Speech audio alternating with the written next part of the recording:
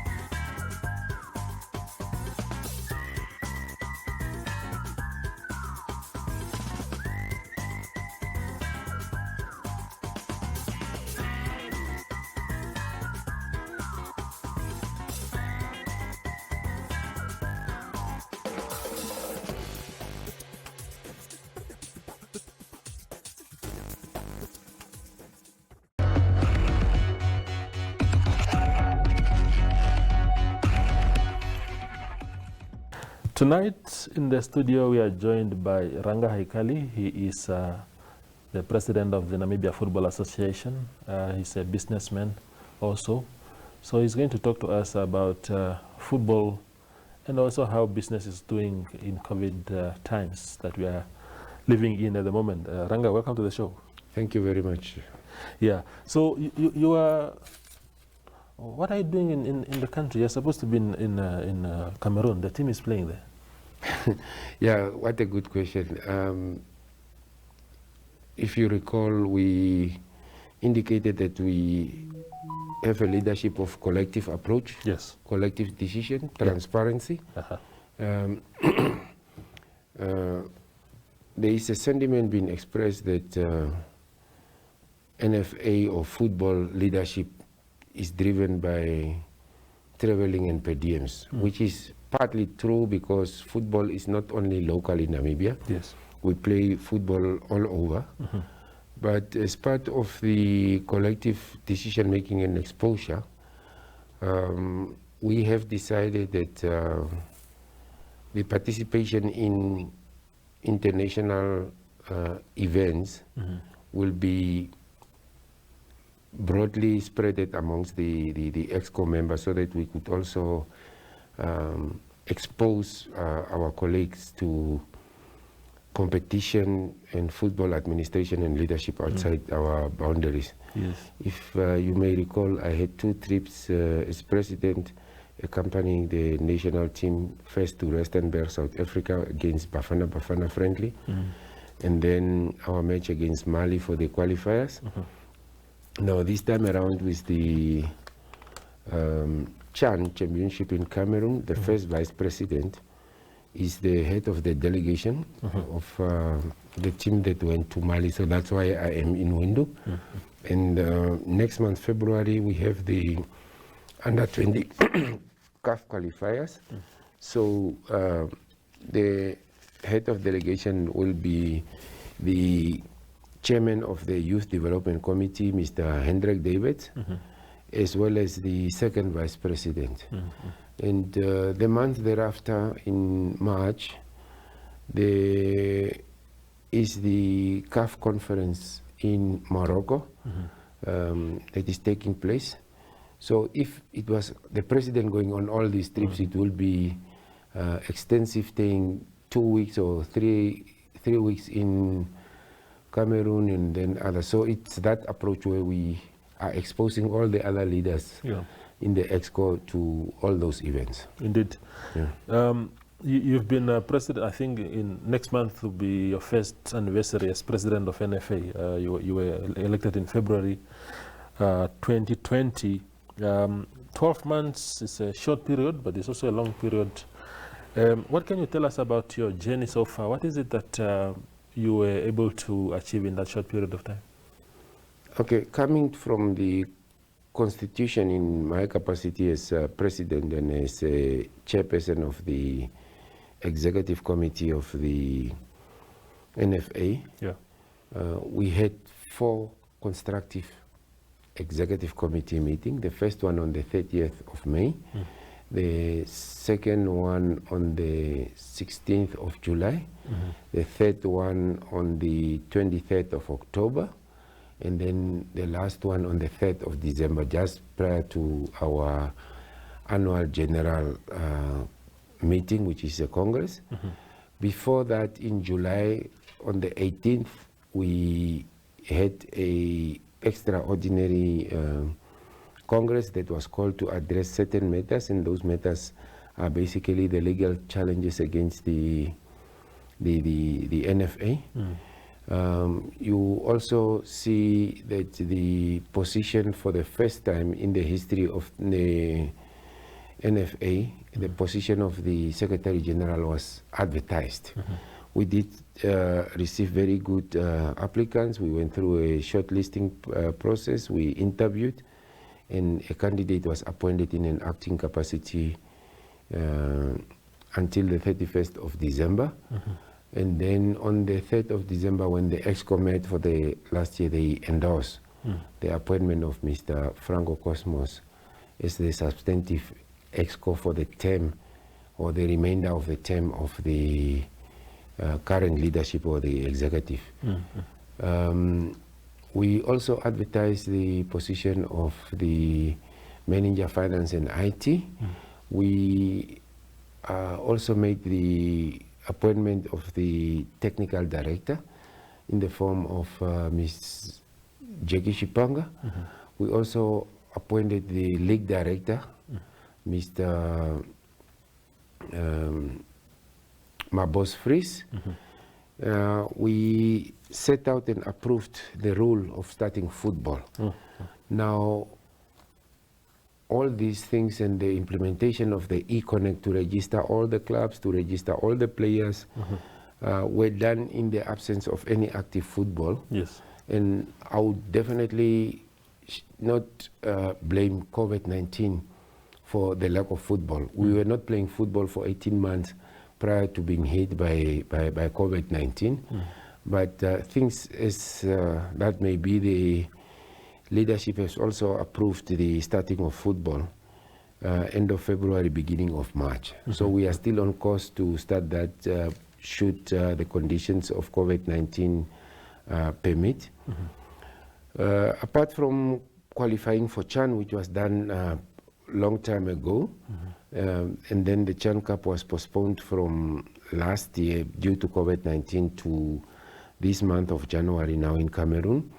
We also qualified the Namibian under-20, which played in the COSAFA, reaching the finals, and then automatically qualified for the CAF under-20, which will take place in Mauritania in the month of February next month. So those are all the achievements. And coming to the, I won't call them disappointments or failures, it's probably appropriate word will be setbacks. The court cases, the appeals, and fighting football in boardrooms and in courts. For the whole country, I do regard that as a setback, because football is played on the field of play. So should these issues not being hampering us, we would have already started football sometime last year. But I'm positive in the first quarter of this year, which is end of March, so all these things will be something of the past, and then we can then resume football. Exactly. So speaking of the league, Ranga, in summary, what can you tell us about the structure of this league, and also particularly the financial side of this league? The NPL used to be sponsored by MTC with quite a generous injection of money. How are the financial preparations looking like for this league? All right. We are looking at 4 leagues in the country, It's the Namibia Premier Football League, which will be our top tier league. We are looking at the first division, we are looking at the second division, and then we have the Women Super League, which will be the league for the ladies. The Namibia Premier Football League will be our top tier league, as I said, and it does not help we pump all the money in the top Premier League whilst we don't have a first division and a second division to address the issue of promotion relegation.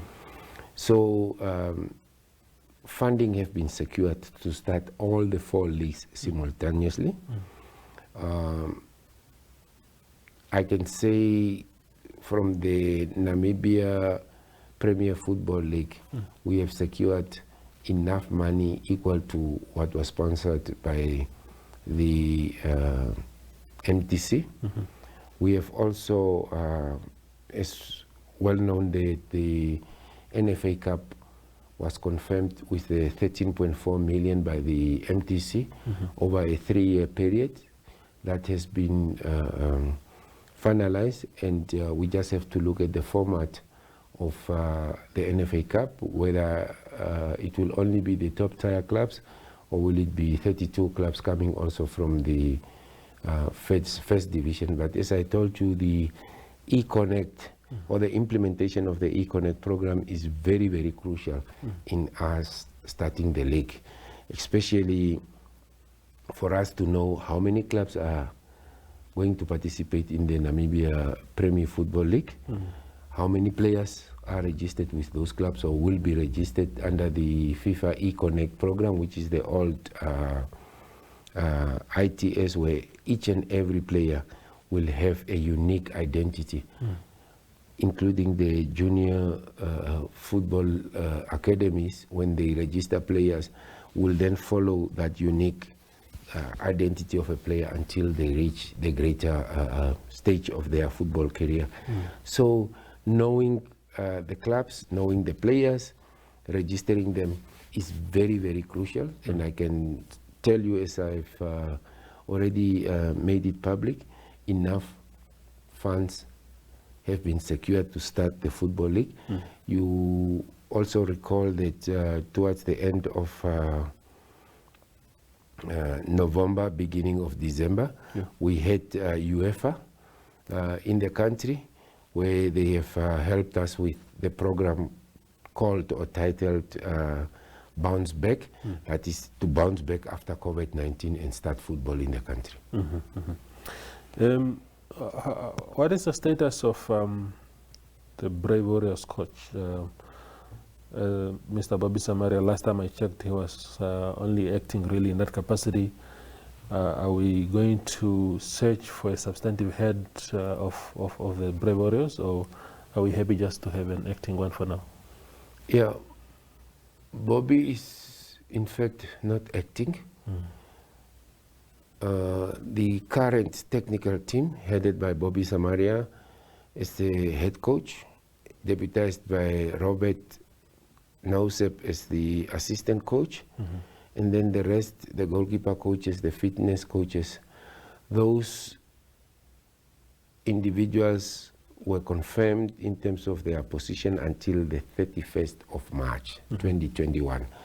So they still have just less than 3 months or 2 months left of their contract, and that decision was taken to confirm them not in an acting position but appointed in order to fulfill their obligations at the championship. I cannot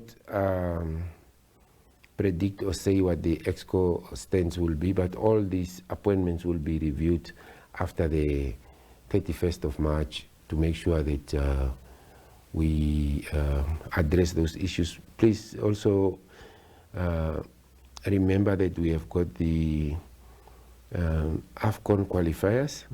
We still have a match to play against Chad and against Guinea as part of the group stages, where we have only played Mali away and home, or home and away, and we still have to play the other two countries for those qualifiers.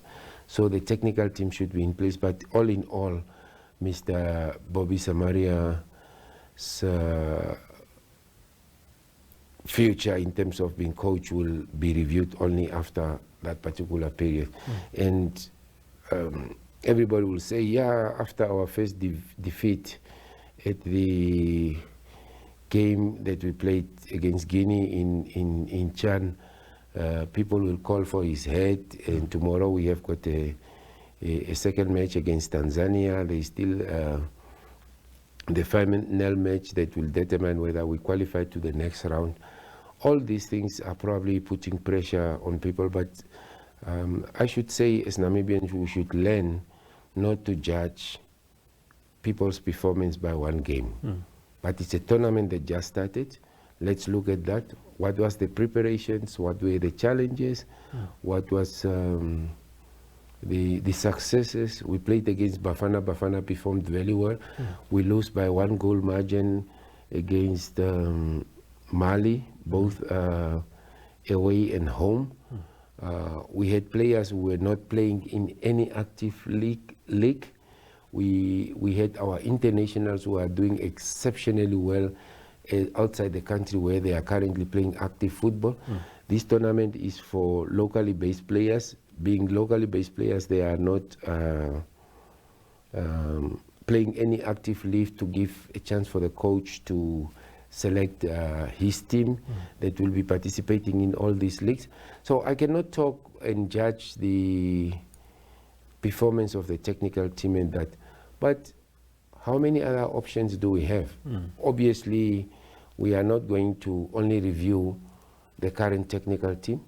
We may invite other interested coaches, both locally and outside, to indicate their appetite to coach our national teams. And it's not only the Brave Warriors, we have got the Brave Gladiators, we have got the other under 20, so and other junior coaches. So with the technical director in place, she also has to come with a plan as to how do we develop the youth to reach the stage, and then also replacement, because these players also have got a lifetime in terms of their football career. They are not getting younger. So all those facts will be put on the table, and then we'll look at to what is the way forward. Exactly. Now, Ranga, as we wrap up this conversation, let's go into business. You're a businessman, a very successful businessman, as a matter of fact.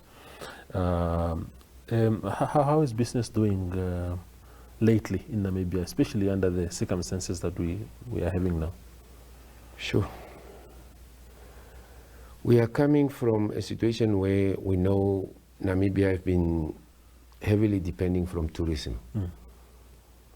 Tourism was hit by travel bans, by COVID-19, by the trophy hunting industry not being very active. We have tourism, leisure tourism. I see that as a setback, but I also see that as an opportunity for Namibians to become travelers in their own countries, to become tourists in their own countries. So that depending on other countries, if anything other than COVID only happens, we don't collapse. Secondly, whether we are in a war situation or whether we are in a pandemic situation, the people need to be fed.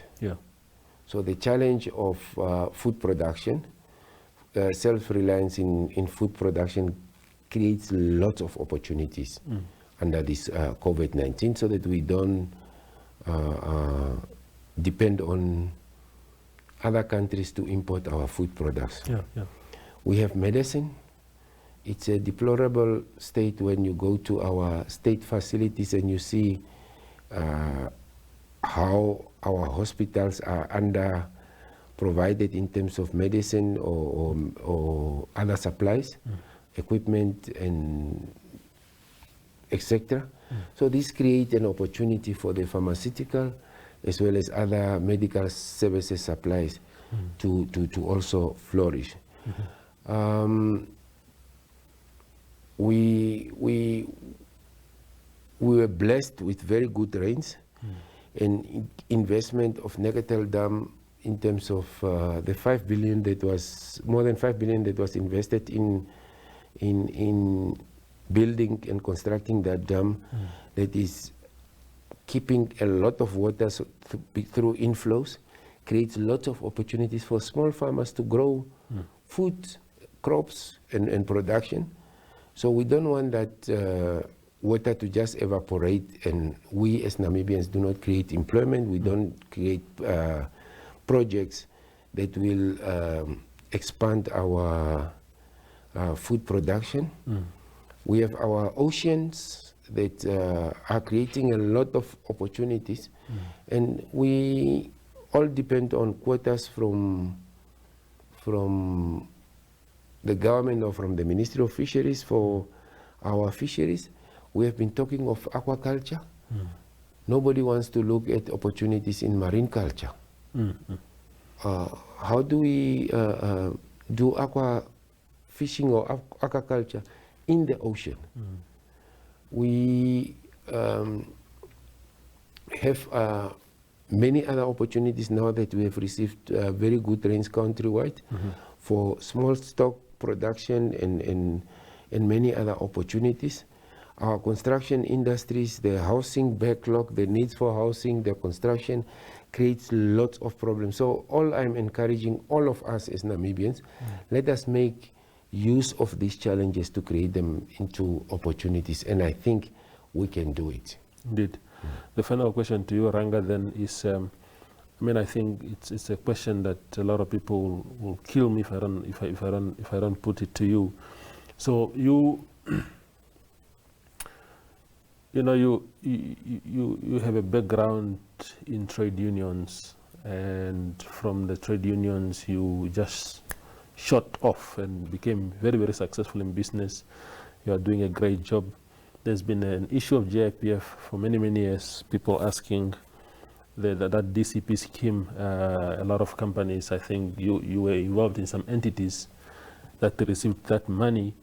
What can you tell us about that case, especially on allegations that maybe your success rode on that DCP scheme? Yeah.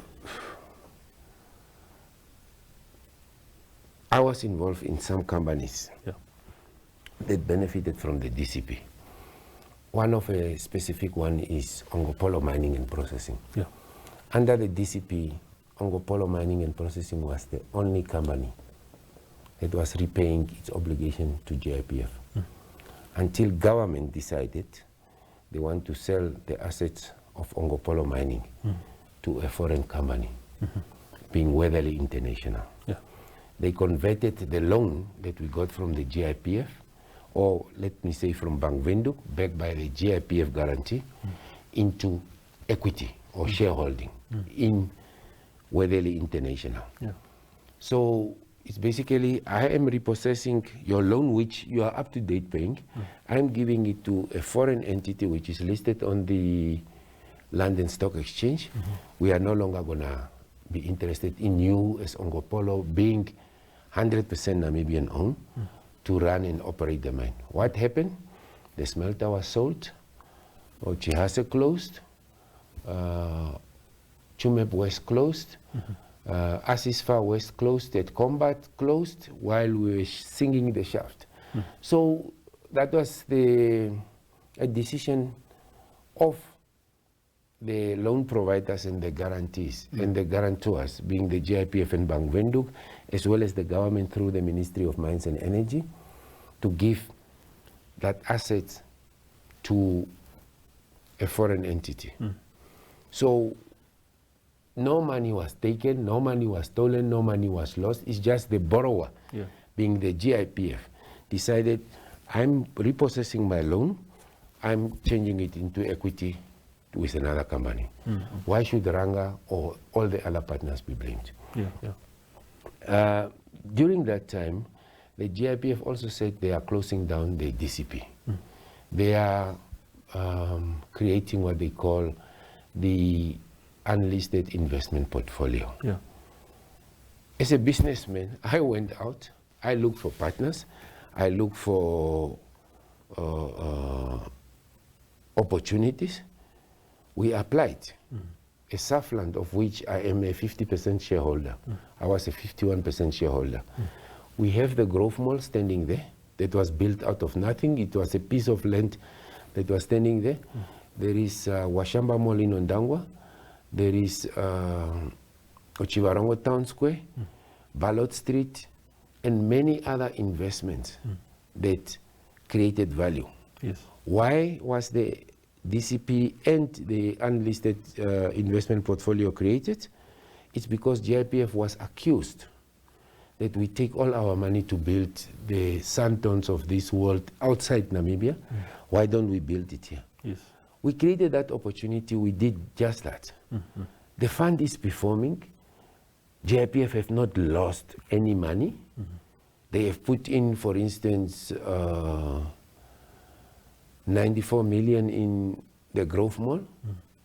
That thing grow over 300 million. They decided to sell their portion. They still have, under the Frontier Property Trust, which is the trust that was created to manage this fund, the other properties and malls that are still existing. So why should we complain? Obviously they are saying, but who should benefit? GIPF, the members of GIPF, they've got a secure pension fund tomorrow if they retire or if they die. Their assets is better in immovable properties that have been created other than keeping the GIPF deductions in a bank where they are, you know, if you have got a check account and you keep your money saved in the check account, you are not going to gain anything. Rather buy land, develop that land, or invest it in other interest-bearing portfolios and grow the money. So if you just go back and do the calculations, what was the value or the net asset value or the balance sheet of the GIPF at independence, 5 years after independence, 10, 15, you just see an up curve because of the way how those funds are being kept to secure the pensions of the civil servants who are members of the GIPF. So I cannot comment on political statements that are being given. A lot of black people or previously disadvantaged people were denied the right to education. I'm one of them. And as a businessman, successful as you are saying, why shouldn't I educate my children? And I'm not only educating my children, I give bursaries to many other children because I know education is the key to the success. So where my children or those that I'm giving bursaries are getting better education is for the benefit of this whole country. So I cannot comment on petty political statements that don't have any factual information and background. I think if you compare all the pension funds of civil servants or any other private or whatever pension funds, GIPF is one of the best or the top 5 well-run pension funds on the continent of Africa. And I do not regret the future of the civil servants and all members of the GIPF in terms as to how their pensions are being run. It's just been growing in terms of values going forward. Indeed. Ranga, thanks a lot. I appreciate your time. You are most welcome. Sure. Okay. That's Ranga Haikali. He is president of the Namibia Football Association, also a very successful businessman, talking about football, talking about business, and what he knows about the GIPF DCP scheme, to which his name kept being linked. He thinks now that, of course, he has cleared the air as far as his involvement in that project was concerned. Thank you for watching. Good night.